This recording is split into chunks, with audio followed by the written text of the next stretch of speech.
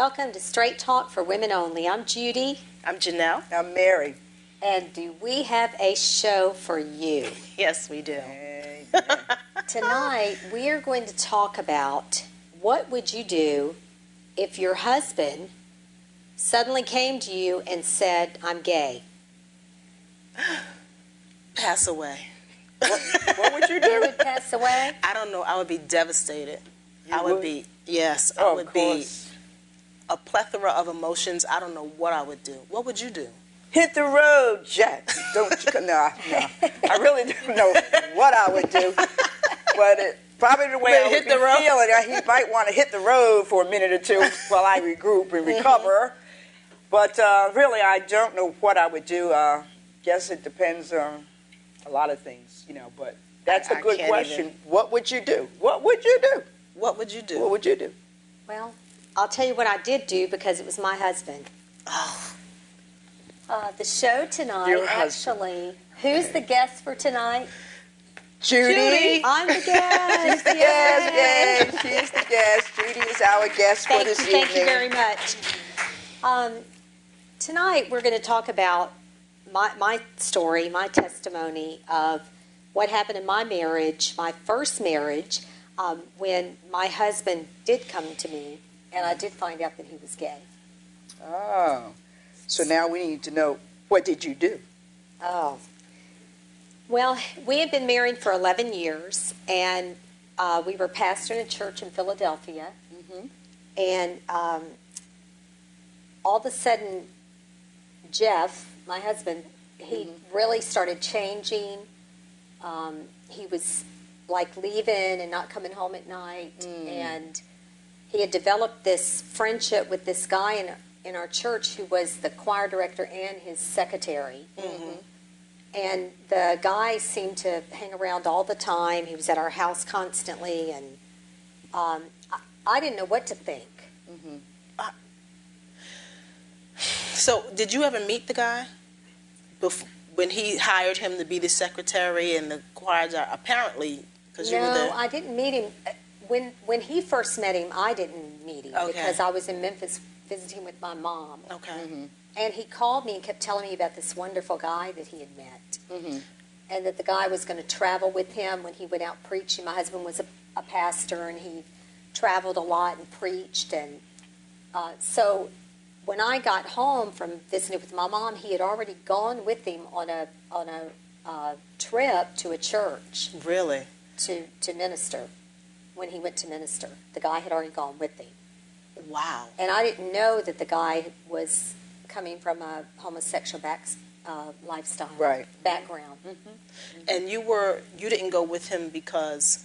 Well, because we had a small child. Oh, okay. Okay. Yeah, our daughter was probably about 3 Okay. at the time, so I didn't do a lot of the traveling with him that he did. Yeah, so probably him being a pastor and maybe wanting to travel in twos or whatever, called and saying, I met this real nice guy. Who probably thought, you're just going to be traveling because you had a little girl, of course. You can't Yeah, just I didn't jump. really think. So at that point, I'm sure you didn't think nothing. Well, great, you got somebody to travel with you, which is, it was a good thing to have some if you can sometimes. Right. I guess what made me feel so weird about it is because the way he kept talking about this guy. Oh, this guy, okay. So And he never talked like that about anybody else, but No. it's just he was focusing on like, what is this? Yeah, this guy was wonderful. He was so nice. He was so good. He was this. He was that. And did you ever feel like, ew? Like, Well, I started to feel that way after I met him. okay. And then he was at our house every night for dinner. Oh, Really? It's like he just was around all the time. oh, yeah. Well, And then, oh, no. you know how if you're in the company of I say somebody, don't have your girlfriends around. Be careful of the male friends I too. Yeah, I know that's right. you know how if you're in the company of somebody and you can feel the flirtation going on between Oh. them, Yes. like the vibes. Well, that's what I started feeling, and I was thinking, what is going on? This is so weird Right. because Right. I honestly kept thinking, is something wrong with me? Why am I feeling this way? And I would be around them and I would start feeling really weird because it was like they were flirting with each other. Wow. All right.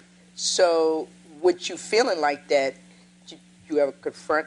Oh, yes. I would confront him and say, you know, what's going on between the two of you, I would say it's almost like you're lovers or something. Mm-hmm. And he would say to me, "You're crazy." And I remember one time he said, "Oh, that's right, Judy, I'm gay." And he started prancing around the bedroom, and then I was feeling like, well, something must be wrong with me for Right. even thinking this, because he would always kind of make fun of my feelings and why I felt that way about him. So he Wow. was lying. So let's backtrack a little bit. Before you met the guy, did you see any signs? Did you see anything going on with your first husband that made you say, well, something might be a little strange here? No, it Nothing. didn't. He was a well-respected pastor. Mm-hmm. He was a great preacher. He played the organ. He sang.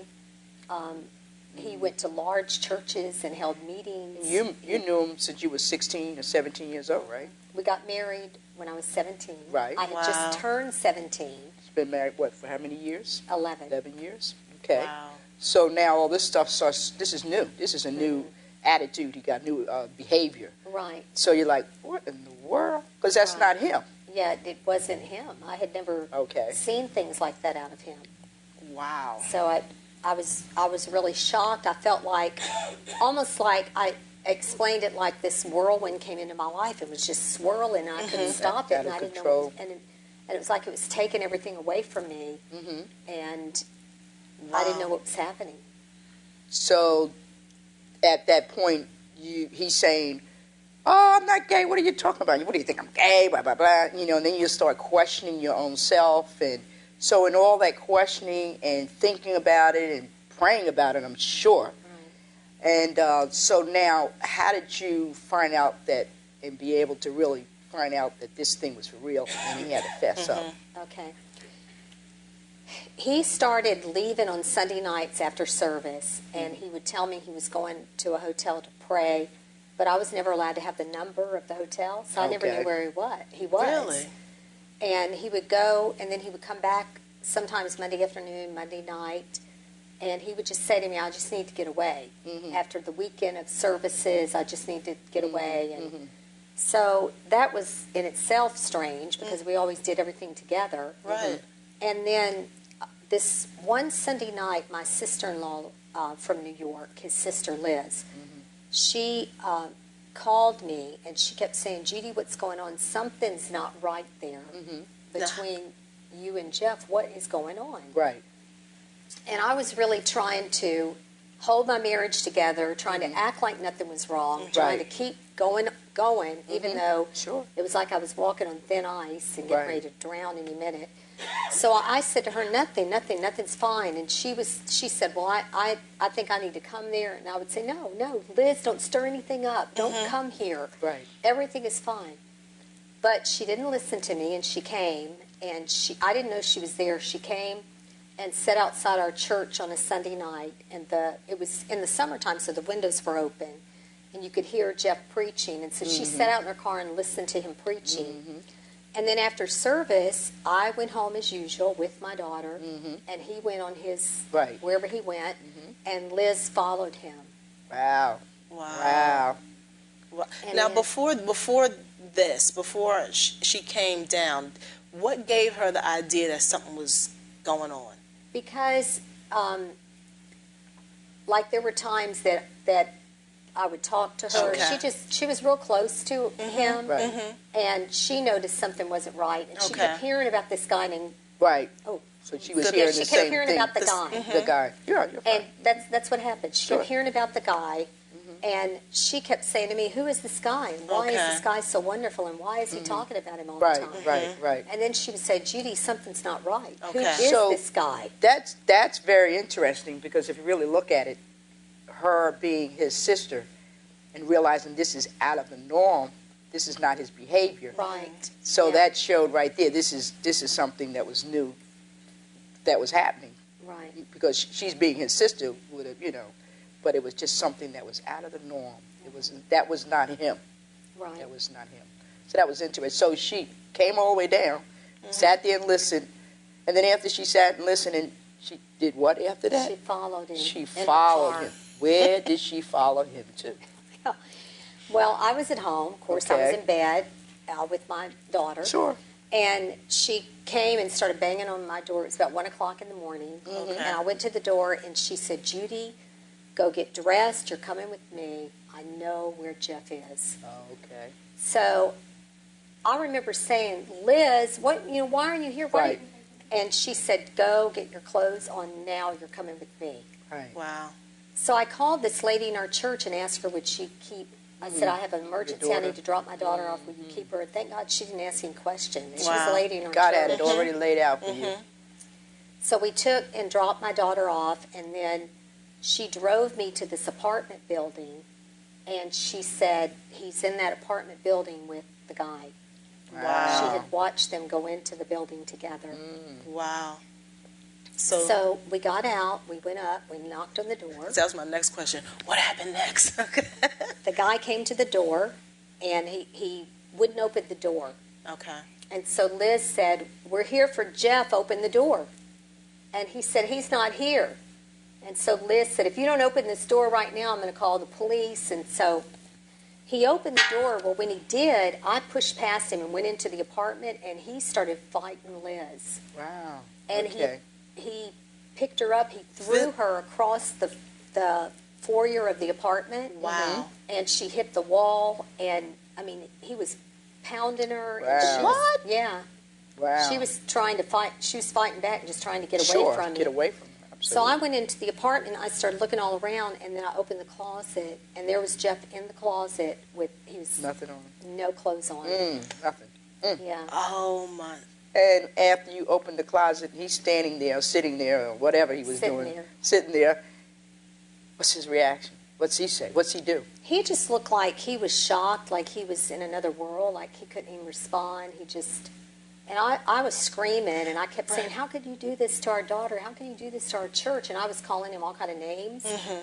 And he just kept saying, "I was just in there taking a bath. What's wrong with you?" And I was saying, "Look at you Taking a right bath? now. You're in the closet. In the with no clothes closet? on." Yeah. And so then I heard all the scuffling and came out in the hallway, and Liz was bleeding and everything because this guy had beat her up really bad. Oh, Wow. gosh. And so Oh, gosh. we ended up that we were out on the sidewalk in front of the apartment. The guy was still So in he the finally apartment. came out the closet. Yeah, Literally. Literally. He Wow. came out the closet that night, huh? He did.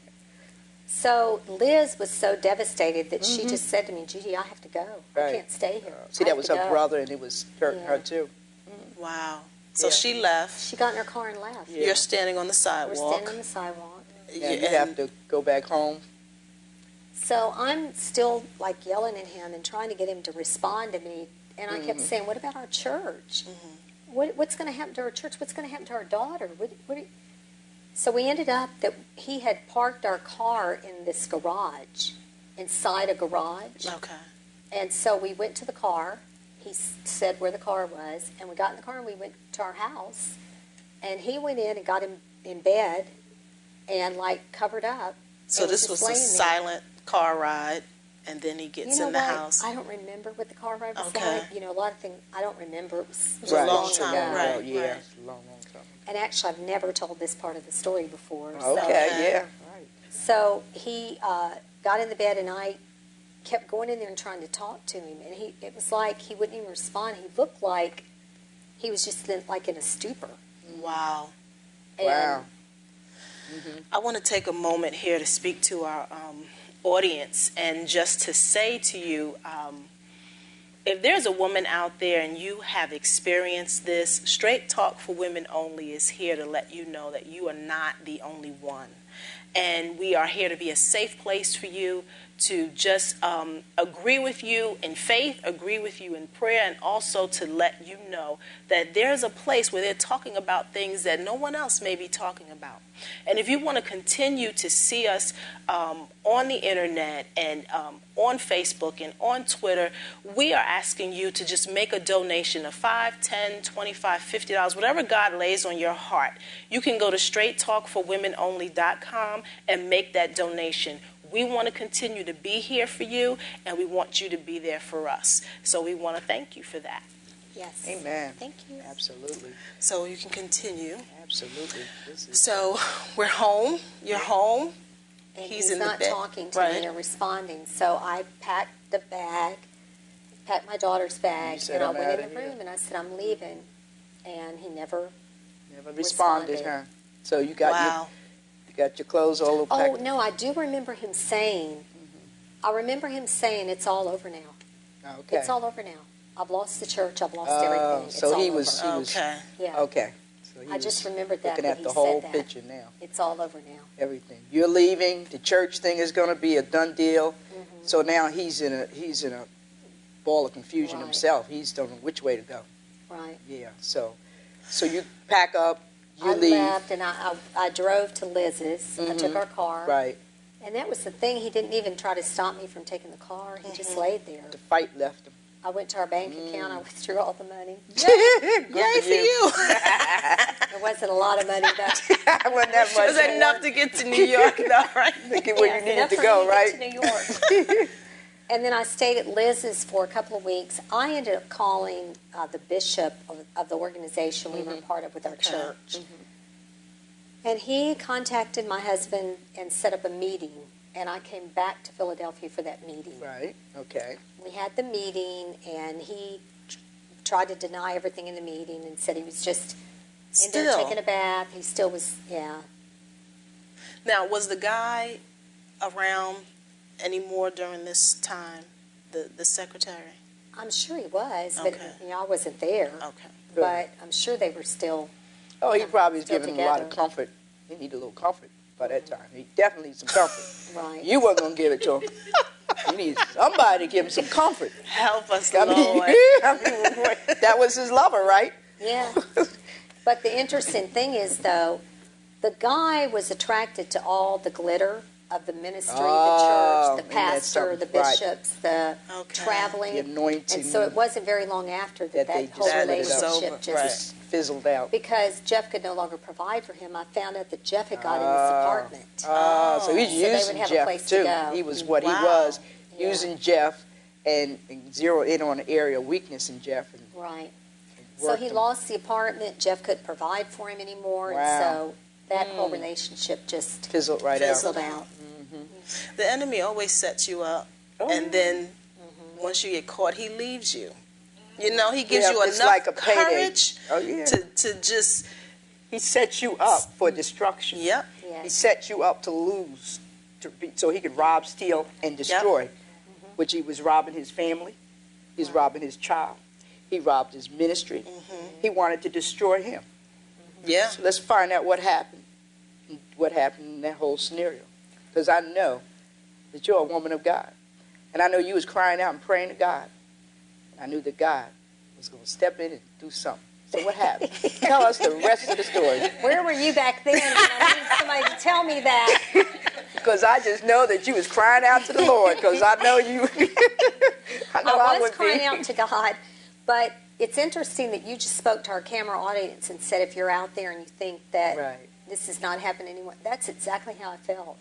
I didn't think there was another woman in the whole world whose husband turned gay, and especially not in the church. And because back then it wasn't a subject people talked about. Right. You never talked about homosexuality. It was in the closet. Yeah, it was in the closet. It was. Yep. It was. And I never heard of another woman in the whole world whose husband turned gay. Right. So I'm thinking 'Cause- I'm the only one. I'm feeling all alone, not knowing who Probably to talk to. one of those things where women might cover their husbands, and that's probably why you don't hear a lot That's about it, going on because a it's lot. shame, it's embarrassing. Yep. A lot of times women feel like, what's wrong with me? What And did I I wanted do? to ask you that. Yeah, then first thing, we wasn't, whatever. Because those are the thoughts, the mindsets. So if those thoughts and mindsets are operating, then that's what happens. People hide, they don't expose it, they don't talk about it. So the enemy just runs rampant He does. And until something bad happens. that's why I'm so glad for this show, because we take the mask off. Because Right. that's how it was then. Sure, I'm sure. You did not talk about it. Right. And especially if you were a pastor's wife and your husband You're going did to this. lose the ministry. You're going to lose. Lose You got a everything. daughter that you're thinking about. You got your reputation.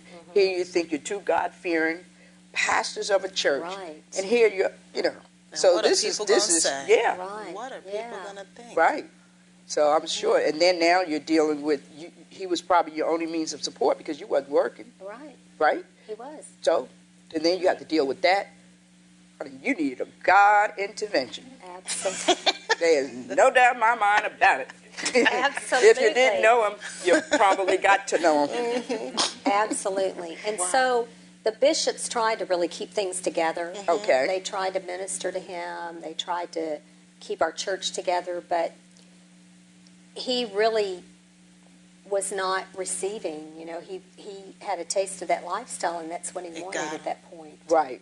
Right. He had a taste of it. Now, before, we were talking, and there was nothing that happened in his childhood that caused him to be homosexual. You know how some men are molested as children by Right. other men, and, they have, so that seed is planted. What happened with him that just, because, you say he turned gay, so Right. it wasn't like he was born this way. Right. What happened with Well, him? later, like a few years later, he told me that there was, we started this church in Philadelphia, and a guy came into our church who had been in a homosexual lifestyle, and he got saved, he got delivered. But one night after church, Jeff took him home. And when he got to his house, he went up to his apartment with him, and the guy was talking to him about coming out of homosexuality, and Jeff was ministering to him. And Jeff said that within himself, he felt something on the inside of him that was attracted to that and that said, I want to know what that's all about. Wow. But of course, he said he was so shocked that he felt that, and he just he said he just got out of there. He got out of that apartment, he came right home, and he never talked to anybody about it or said anything about it. And then he said that one time, this is another time I went to visit my mom, and I was getting my wisdom teeth removed, and I was in Memphis. And he kept calling and saying to me, you've got to come home right away. And I couldn't figure out why, because I just got my teeth extracted. I was on this medication. But anyway, I ended up coming home. But I didn't know until later that a minister came through Philadelphia, a well-known minister. Jeff went to the meeting. After the meeting, the man invited him up to his hotel room for, fellowship, and the man approached him. Wow. That And way. the preacher approached him, and So the enemy was the enemy really set him up. Yeah. Opened that and, just took, And that planted was that his seed. first sexual encounter. Right. And he said that's why he kept calling me and saying, you've got to come home right now, because he didn't want to go Right. that way. Wow. And he was So so he was- scared that had happened. Right. Wow. That's yeah. So he was fighting a force that didn't even have that thing just. So after he admitted all this, of course, when you all, did you ever, what happened? You left him? And It was like years later Yeah. that he admitted So this. you had left him and you wound up coming back? I came back because I went to Memphis, and then the Lord spoke to me and said, go back. Oh, you had a God intervention. God intervention. Judy was not going back. But I thought that when God spoke it to me, I was going back and my marriage was going to be restored. Right. But that didn't happen. I went back, and he was still in the lifestyle. Oh, okay. And I ended up staying at our house, but he was leaving all different All the hours, and then he would come Boy. in and come through the windows, and I was scared. So you went back, you were living with him, but he was still he was in that still lifestyle. doing that lifestyle. So that must have been really, really, really hard for you to have to handle. I mean, I guess it was just the grace of God to allow you, because it's just, I can't even imagine it personally. How did I you can't deal with comprehend that. I mean, was it just the grace of God that kept you from flipping, going crazy? I think it was because I kept crying out to God. Right. I was so devastated, and I Because you knew it still was going on, right? right. Okay. By this time, of course, I knew. Sure, you knew. That's what he was into. So you were back at home believing God, because you heard God say, go back. So that was a settled, right. you knew that. I knew it. Okay, so you was submissive and obedient to do what God said. Right. So by being back in the house, now you're going through this torture because here he's leaving out, coming back through windows, and you're scared, Right. you're mad, you're frustrated. You don't know what. God, you told me to come back. What's up with this? I'm sure you got all kinds of questions. Right. So how did you handle it, and what brought you through that process? There was a pastor in the town, a bishop, and his wife Okay. that started. They just came and took me in. I moved out of the house because I was Okay. really scared to be there. Okay. And they provided me. There was a little parsonage in their church that they actually stayed in. It was like a 2-room little place. Had a shower. It had a little kitchenette. And they took me in and let me live in that little place. And he gave me a job because I had no income to support myself or raise my daughter whatsoever. Church was all you had known for. Church was all I you knew. knew. Wow. Right. It was all I'd known. Go ahead. Hold it.